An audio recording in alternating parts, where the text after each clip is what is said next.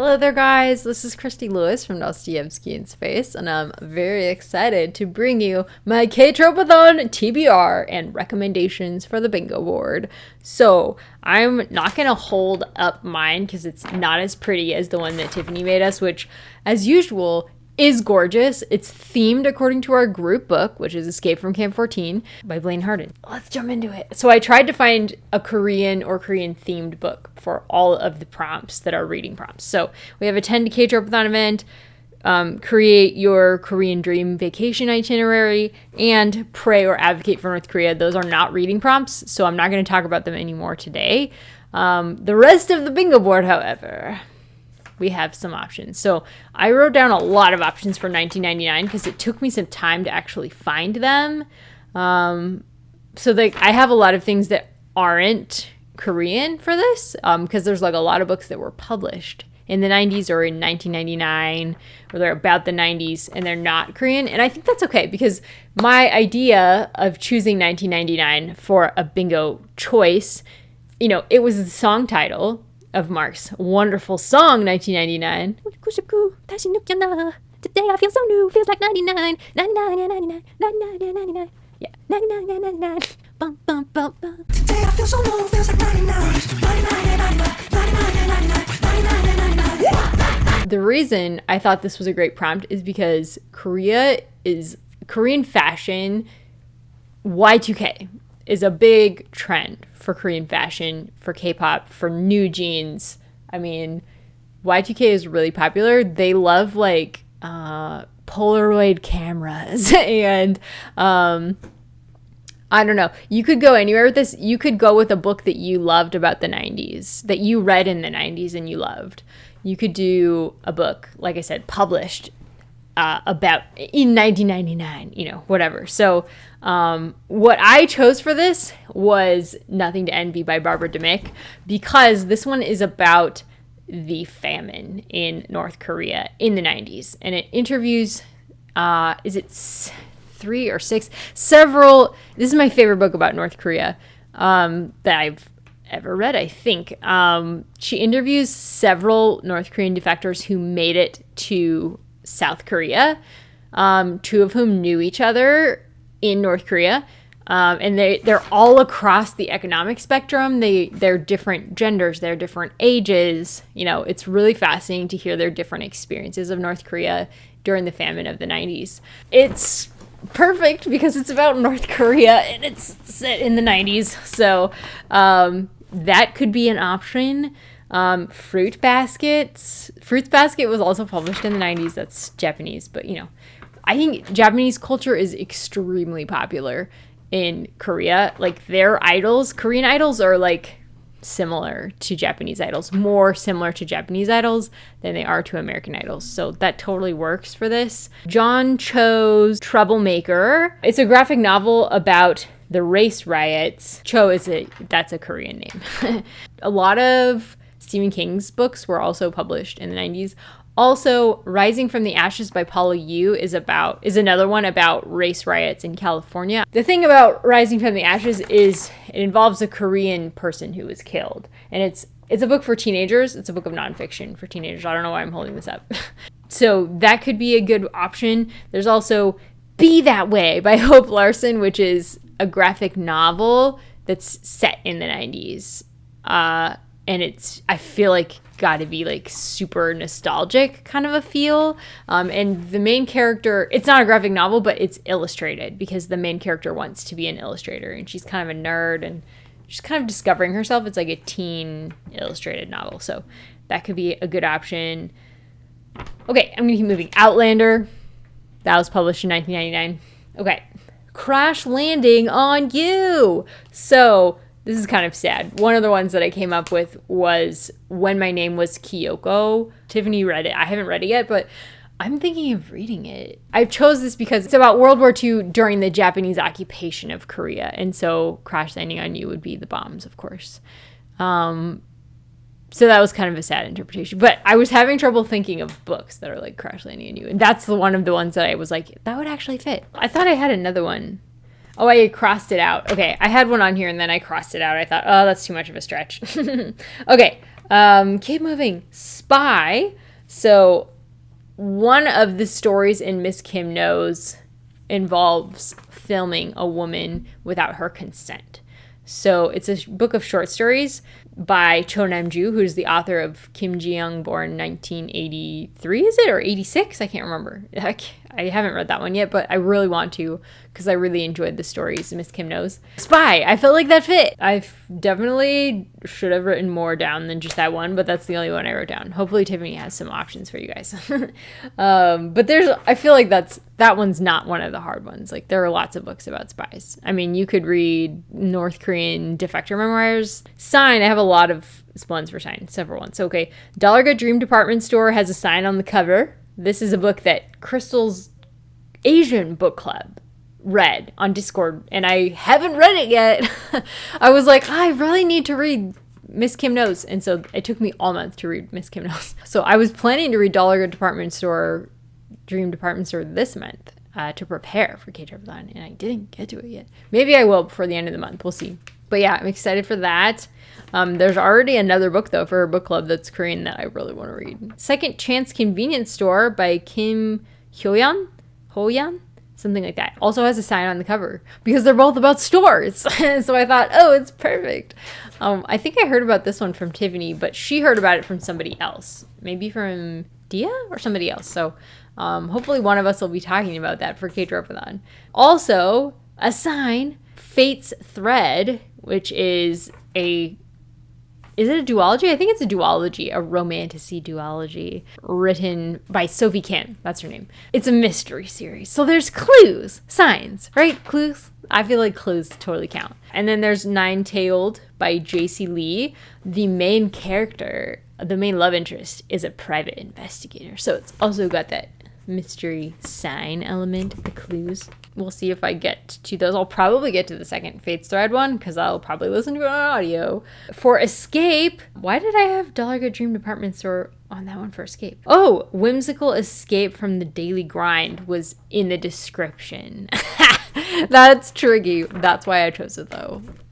It's a whimsical escape.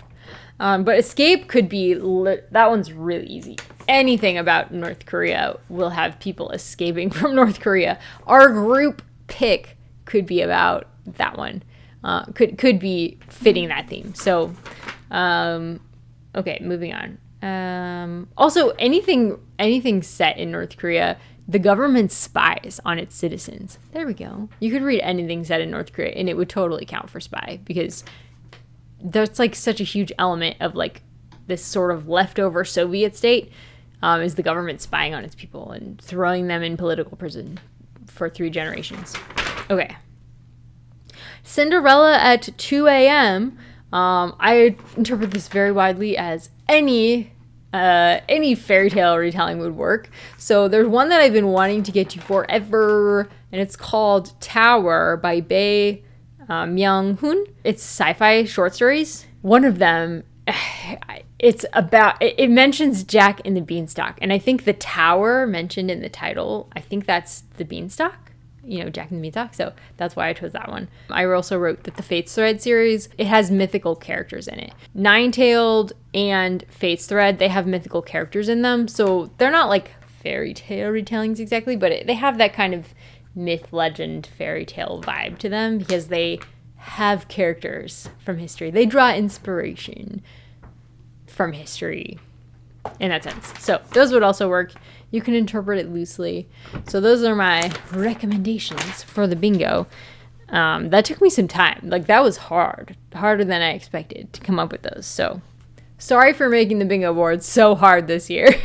It's because we chose so many we were choosing song names and drama titles specifically. And so feel free to interpret them loosely. Okay, I thought of a few other things. So the other Blaine Harden book that I have read, The Leader and the Fighter Pilot, I'll put the picture of it here. I can't remember the exact title off the bat, but this one specifically has spies in it, so that could also count for spy. And I forgot to mention too, anything set in North Korea could also count for the Crash Landing on You prompt because that drama is set in North Korea. And also, Crash Landing on You is all about North Korean military servicemen. And so also the same book by Blaine Harden could also work for that prompt as well. So it's not actually too hard. Once you start looking at things, you can find things that actually work. And then the other thing is the book by Rob Henderson, Troublemaker. It's a different Troublemaker, not the one by John Cho. This is a memoir that I really enjoyed, but it's by a Korean American author who lived in the 90s. He was born in 1990, and so it talks about his really troubled childhood growing up in foster care and actually in California. So that could also work for the 1999 prompt. Moving on, so The God in the Gwisin is the second book in the Faith Thread series, so I have that one on here for me. This is my TBR. Crystal Hana Kim, The Stone Home. Crystal Hana Kim is the author. So this one is about those re-education camps in South Korea under one of their military dictators. It was recommended by somebody in my library book club, so I'll probably try and listen to that. At Dusk by Hwang Sok-Yong, which is Crystal's book club pick, which Tiffany recommended, and it won. So that was really exciting. I have loved... Did I only love one book by him? I loved the one book I read by him, and then I DNF'd another by him. So hopefully I end up loving this one. I think he's a really good writer. He's very reform-minded, which makes sense because South Korea is still developing in a lot of ways. It's like almost like a mini America in a lot of ways, but it's like ultra capitalist, like on coffee, you know. So there's things that get swept under the rug, like in any capitalist nation, that are disturbing. So there's a lot of room for activism. Blood of Kings by Sung-Il Kim. It's like Kim Il-sung. What? Anyways, Blood of the Old Kings. I think that was also something Tiffany recommended from a friend, but I could be wrong about these things. Our TBRs are probably going to be really similar. Heart and Soul by Crystal, recommended by Crystal. Not by Crystal, she didn't write it. But that was one she read for our first ktropeathon or something, and it sounded really fun. And then Kim Jiyoung, I would like to read that. And then Crystal also recommended The New Seoul Park Jelly Massacre by Cho-Yeong.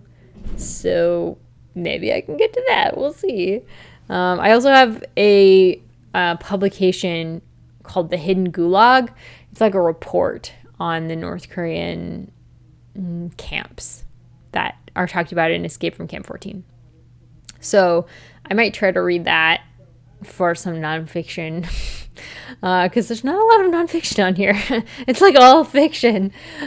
But there are like lots of other things that I might get to, like Korean nonfiction things. Okay. I found a couple other things. I wanted to research just briefly a couple... Oops, I didn't turn on my audio. It's okay. I wanted to research a couple other North Korea books, memoirs type things, because I just find them so fascinating. They're just like disturbing, but like I can't stop reading them, you know? So a couple more. The Sister by Sung Yoon-hee, which is about the sister to Kim Jong-un, who will probably be taking over for him. And then below that, we have The Great Successor by Anna Fifield, which looks kind of funny because, his dad and granddad are like, the great leader. And he's like, the great successor.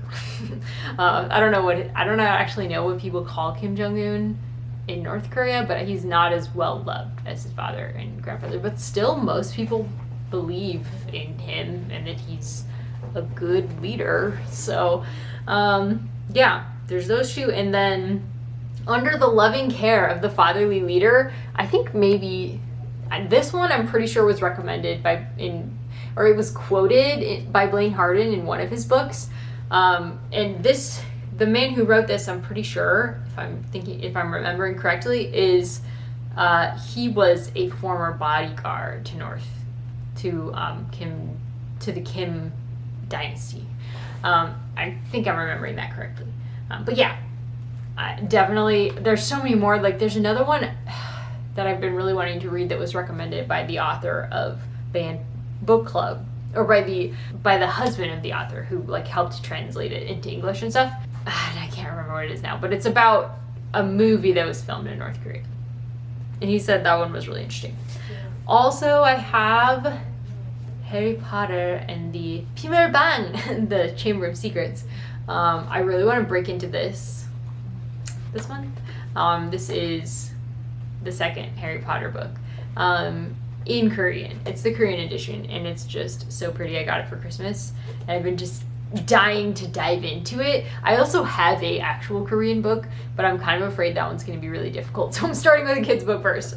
And I've been working on, here and there, I've been working on a Korean webtoon called Island, and it's like a horror demon hunter slayer type graphic novel, and I really enjoyed the show. Jen recommended the show, and so I've been slowly making my way through that. I'm starting to go faster with my reading, and if I don't know something, I might look up a word here and there, only if it's like repeated though, or if I'm like really curious.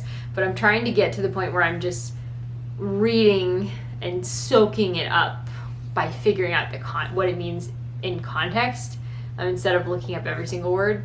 That's the kind of immersion that I've heard of people recommending. So we'll see if I can do that. I'm gonna try. Speaking of which, it's about time that I go relax with a book and read, so I'll probably read this. But I'm very curious if anybody is out there experimenting with webtoons.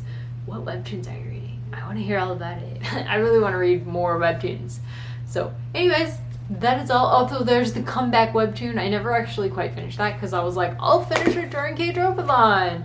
So maybe I'll finish that. I was almost done. I only had like, I don't know, 2 more episodes or something. So I might go and finish that. Alright, that is it, guys. Thank you so much for watching. Let me know down below what you're planning to read for ktropeathon, and I'll talk to you soon. Bye!